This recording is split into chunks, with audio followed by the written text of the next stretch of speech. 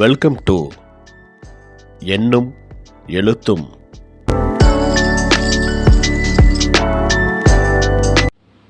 ஆசிரியர்கள் அனைவருக்கும் வணக்கம். தொகுத்தறி மதிப்பீடு 3ஆம் பருவம் 4ஆம் வகுப்பு தமிழ் பாடம் 2025-26 கல்வியாண்டு. இந்த வினாத்தாளில் கொடுக்கப்பட்டுள்ள கேள்விகள் மற்றும் அதற்கான சரியான பதில் என்ன அப்படிங்கிறத இந்த வீடியோவில் பார்க்கலாம். முதல் எழுத்தை மாற்றி புதிய சொல் உருவாக்குக. வானம், பானம், பாடம், மாடம், கூடம், மடம், சட்டம், பட்டம், மூட்டை, மொட்டை. பிழை நீக்கி எழுதுக.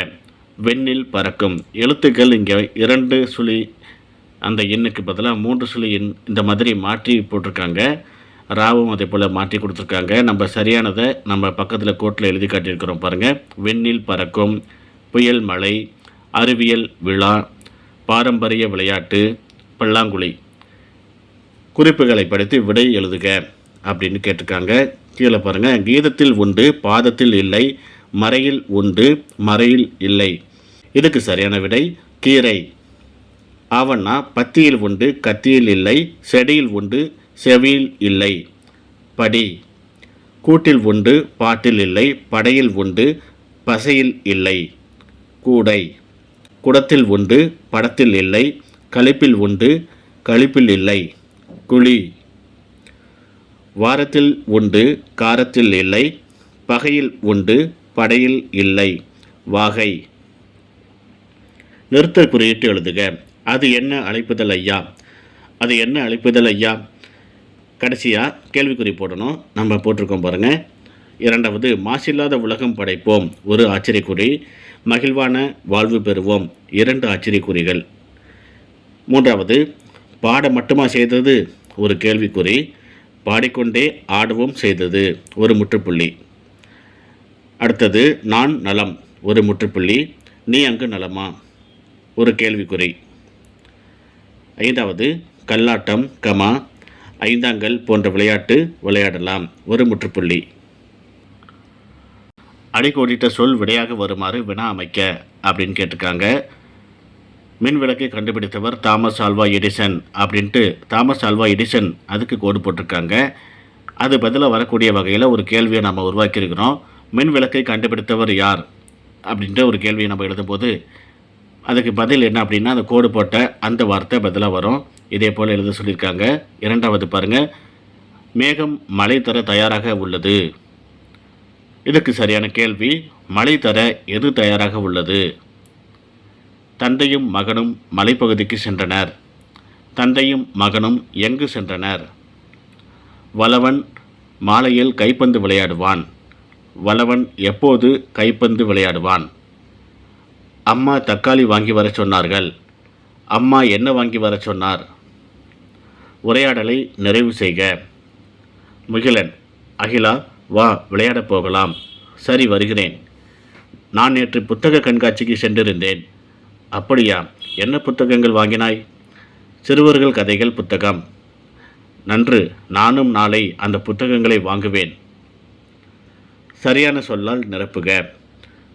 வாடி வதங்கி, எனவே, குவியல் குவியலாய், அப்படியெனில், அல்லது. இந்த வார்த்தைகளை கீழே கொடுக்கப்பட்டுள்ள அந்த பத்திக்கு இடையில் பொருத்தமான இடத்துல எழுத சொல்லியிருக்காங்க. நாம் எழுதியிருக்கிறோம் பாருங்கள். இதே போல் குழந்தைகளை எழுதுவதற்கு பயிற்சி கொடுங்க. குறிப்புகளை கொண்டு செய்தி உருவாக்குக. 26 ஜனவரி 2026 பள்ளியில் மரம் நடு விழா, மாணவர்களுக்கு மரக்கன்றுகள் வழங்குதல், விதைப்பந்துகள் செய்யும் பயிற்சி, ஊர் பொதுமக்கள், ஊராட்சி ஒன்றிய நடுநிலைப்பள்ளி, கள்ளிக்குடி. இந்த குறிப்புகளை பயன்படுத்தி ஒரு செய்தியை உருவாக்க சொல்லியிருக்காங்க. நாம் கீழே ஒரு மாதிரிக்காக எழுதி காட்டியிருக்கிறோம் பாருங்கள்.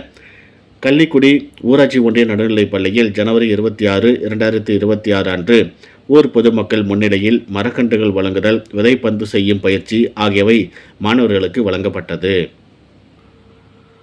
வரைபடத்தை பார்த்து வினாக்களுக்கு விடையளிக்க. கொடுக்கப்பட்டுள்ள வரைபடத்தை குழந்தைகளை நல்லா உற்று நோக்கி பார்க்க சொல்லுங்கள்.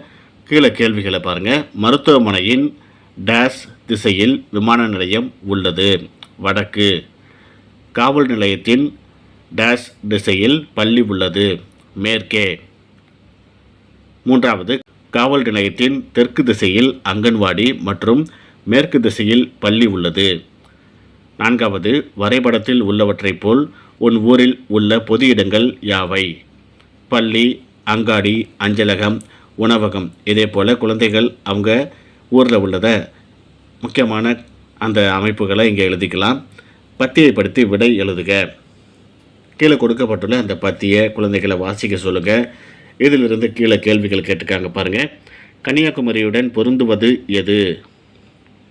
3 கொடுத்துருக்காங்க. 3மே பொருந்தக்கூடியது தான்.